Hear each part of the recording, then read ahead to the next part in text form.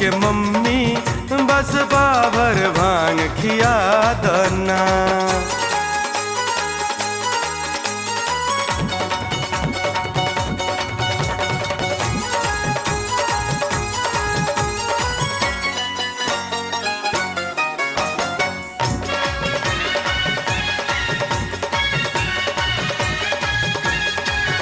अच्छा भंगिया न देबू त गाजा मल, काम मेहनत के कम बाई जल्दी कल।